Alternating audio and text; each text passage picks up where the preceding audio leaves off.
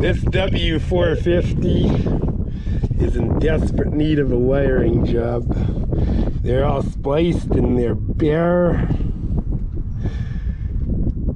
So we'll give it to them. Now, these have voltage regulation. And this isn't just about international tractors, it's about all tractors with a generator and voltage regulation. The principles I'm teaching you on this will work on any tractor. It doesn't matter if it's an international gas tractor with a generator and regulator 6 volt. It doesn't matter if it's John Deere with a generator or any other make like Cogshutt Massey. It doesn't matter. The principles of the wiring are all the same throughout. It doesn't matter if it's 6, 12, 24 volt. The principles are the same. Now, I'm going to use the wiring color code with one notable exception that they had. I'll use the same colors of wire and same size of wire this tractor had originally. I got this before I pulled the hoods off. Now before I do that, pull the dash out, I gotta disconnect the battery. Disconnect the positive on the battery because it's positive ground. These are 12 volt positive ground. And these are a 12 volt generator. The wires are original wires are bigger than they need to be because these are about 13 amp, like the 1100 501 that the gas uses. They're the 6 volts, they're 25 amp, and because these are 12 volt, they're same wattage, but because these are 12 volt, they'd be half that, so 14 gauge would be enough. However, originally it had 10, so I've got to use 10 from the armature.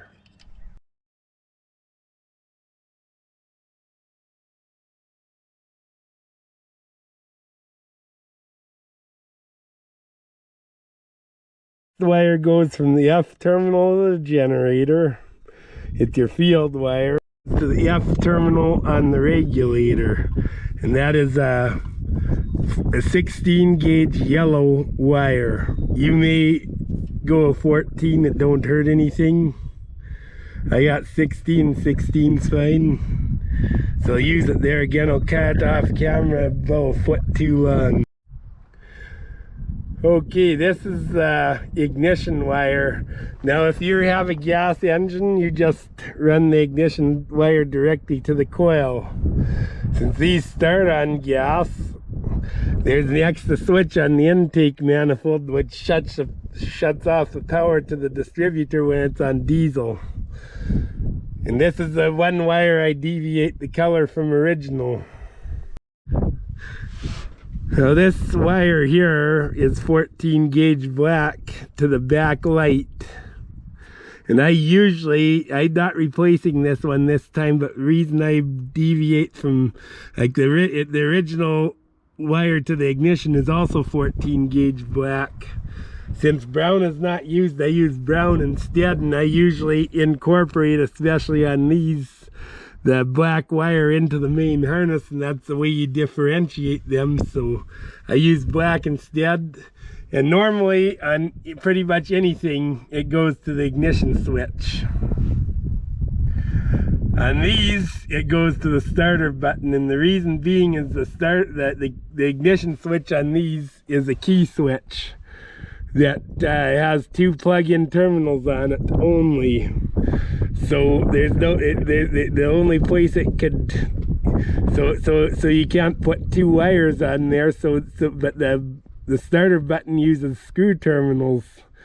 So it was a more sensible junction to junction it off of the starter button that was to go directly to the key switch. And then again, if this is a 400, then you go to the key switch, or an older tractor you go with the ignition switch, or any other make, pretty much you go straight to the ignition switch. So that deviates that, so that's a little different than others have, but it does the same thing. So you need a wire from your ignition switch, or anything that junctions off the ignition switch to your ignition.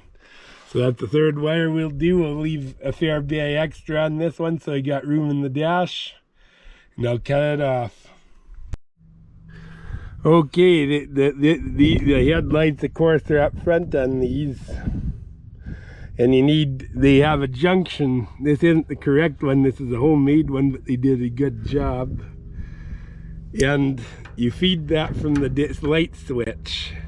And the headlight wire from the dash is a 12 gauge purple wire. Now, farm-alls don't use these, they just hook them up right to the dash. I hook the two wires together and put them on the switch like I did the H. But, well, I guess the little farm-alls like the Cub and 100 or Super E or something use this, but that's how it's a purple wire nonetheless, and it goes from this junction to the light switch. Again, as always, I cut them off with quite a bit extra. I'd rather be a foot too long than an inch too short. So there you go.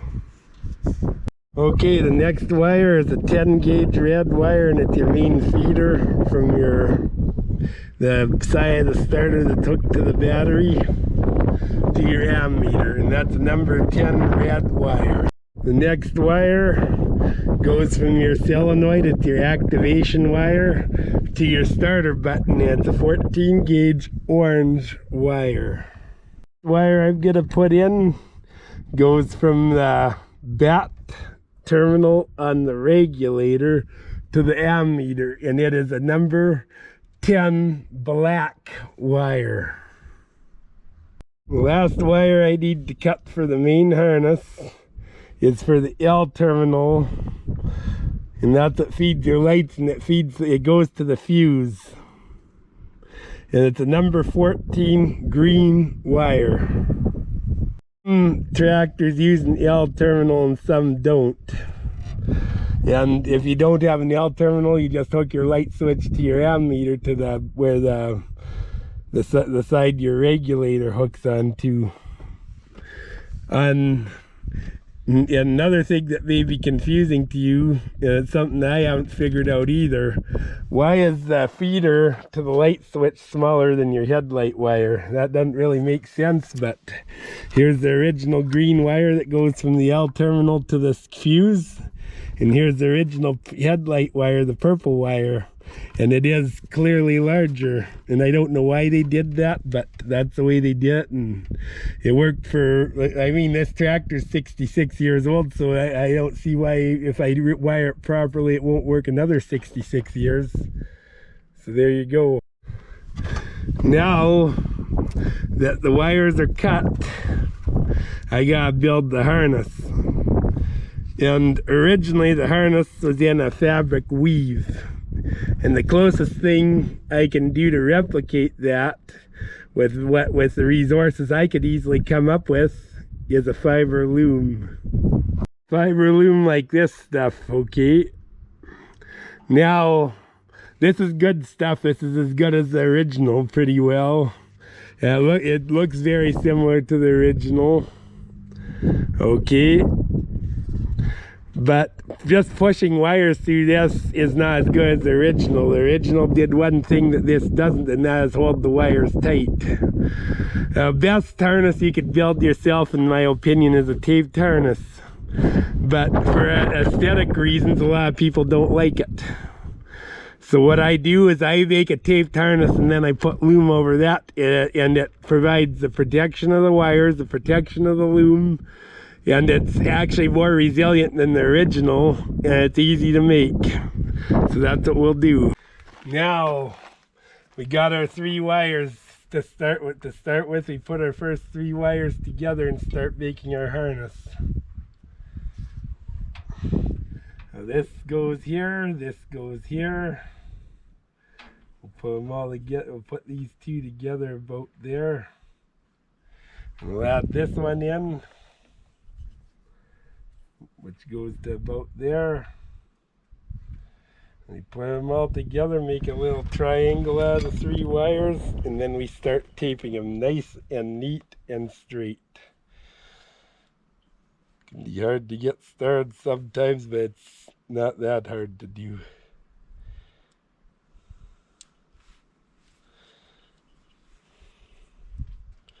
See, these are crossed. I like to keep them all nice and neat and straight, and then it saves a lot of wire. It doesn't, and it fits the loom better. So nice and neat and straight. And I'll tape this all up.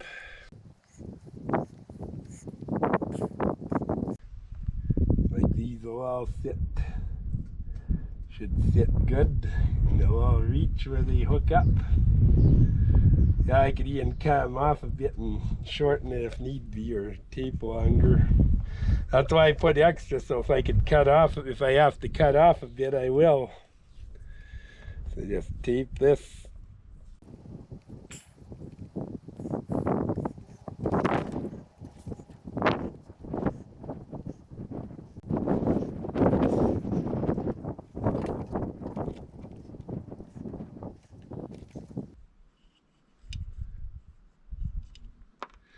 And this takes us to our first addition. This is where we add the purple wire for the armature, or for the headlights. So add the purple wire. Now that I got this figured about where it comes out, I give it maybe an inch more than I need, just to make sure I don't come up short. And I make sure my wires stay nice and neat and straight, and then I just continue on with my taping. Tape this in, now incorporate it. And you don't need to see me tape this part of it. I put the new harness in beside the old one for the time being. Okay, it follows the path of the old one. And I know this is where I gotta end my taping and join more wires. So I've got to pull the tape off, and I'll see if I could get a loom over it. I might double tape it. I prefer, if I only went with the taped harness, I always double tape it, but when I put loom, you only need one. But I like to have them fit good, so I often put two in anyways. There's quite a bit of slack. I don't know if you can see this in here. This is for the front actually, but I could use the same size of loom and tape this again. And I'll probably tape the other twice more, so that's what I'll do. Now concerning the loom, I got this end done. I don't know if you can see me. Got this end done. Now this end, you see I taped the joints where the wires go. It just makes it a lot easier to pull it through the loom. You just snake it right through as one wire. And when I get on the other end, I could just pull it right through. It's just a step you could do to make your life a lot easier doing this. And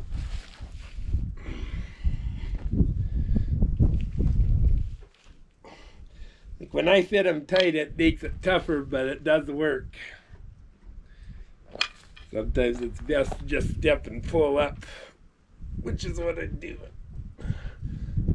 There you go. There you go.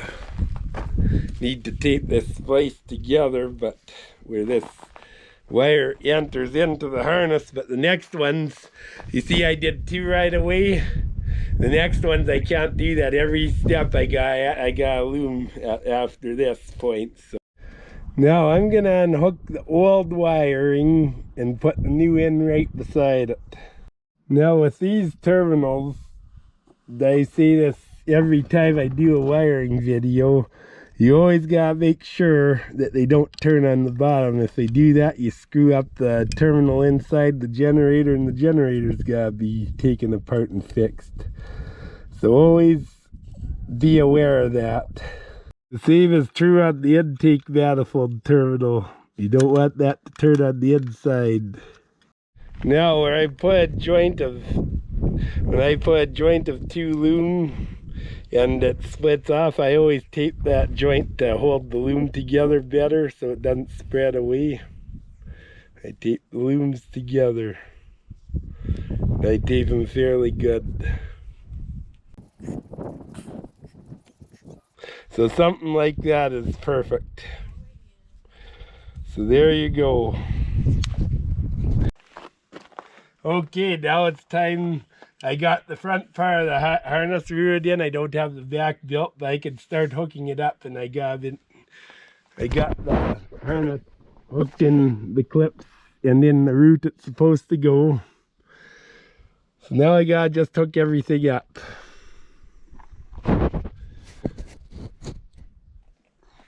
Now I cut things to lengths. Okay, this is the extra. This gives the extra. It doesn't hit the fan. It doesn't hit the manifold, but will give extra. And what the extra will do is allow adjustment to the generator. So I cut this off.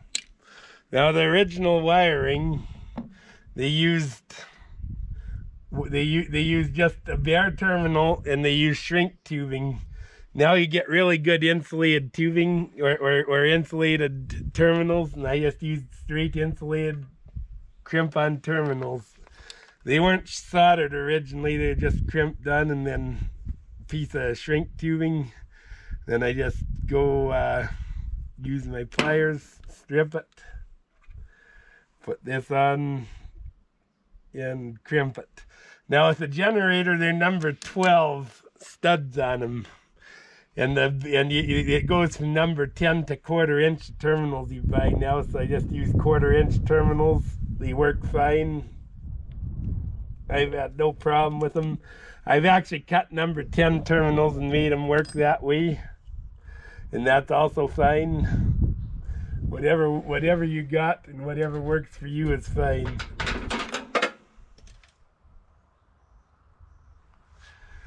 So there you go. Now let's do everything else off camera on this part of it. Okay, the main harness is hooked up. I'm not going to change the headlight wires or the distributor wires yet. You see the distributor is turned funny. Somebody got a 1/4 turn out. And it's working right now. I gotta get the crop in, then when I do it, I'm gonna fix that right. I'm gonna pull the distributor out and index it and put it properly. But I don't have time to do that. I have tiny loom and I couldn't find it for doing this wire. So just leave the old one alone for now. And the headlights I don't have time to fool around with. I got headlight video on my for my Super W6. Harness concept is exactly the same on that as it is on this, so if you want to build headlight harnesses, watch that video. Now it's time for the red and orange wire, and the starter's a ways from the main harness. The main harness runs quite a bit above that, so the power wire and the solenoid will start out in its own harness, and I'll incorporate them in the main one. Now my wires, I've got to tape them. The bottom, the solenoid wires below the main power, so I'm making the main power wire shorter on here, and then I'll tape it up and put loom over it. I could use, since I only have 2 wires, I don't need as big a loom, so I use smaller loom on this short piece of harness, and then we'll incorporate it into the big one. I don't know if you can see that, but I'm about right for my harness here. So I've got to loom it, and then I'll incorporate it in the big harness. Okay, my little harness is taped in loom. And loomed, so I better... Oops. Now it's time to incorporate it in the big harness. And you see I went a little bit far with my tape, so I've got to overlap the tape sections a little bit. Get carried away with the harness. There's something I must try. Here's the power wire to the distributor, to the manifold switch. So I've got to hook the battery up. I don't think anything should short. And I'm going to just touch this here. And high compression, nothing. So put it on low compression. And that should turn that switch on. There's juice there. Then put it in high compression. nothing, so my switch is working just fine. Okay, now I got the harness extended to the regulator. So I got, before I take off and add to the harness, I have to put my loom over here first. That's very important. I also need bigger loom than what I had. Originally, the harness, all the blue and the yellow came off and the black and the green came on at the one spot. And then the blue just ran along and went to the other side. What I do different is I make just a short harness to get to the other side, a short spot of harness, and then I take the blue off separately. I think that's just a little neater that way. That's why I do it that way. So right now I'm just taking off the yellow and adding the black and green. This will only last for about 3 inches, and then I'll loom it again and take the blue off, and then the harness is ready to go all the way to the dash. I'll just see how this goes. I can tape it a little bit more.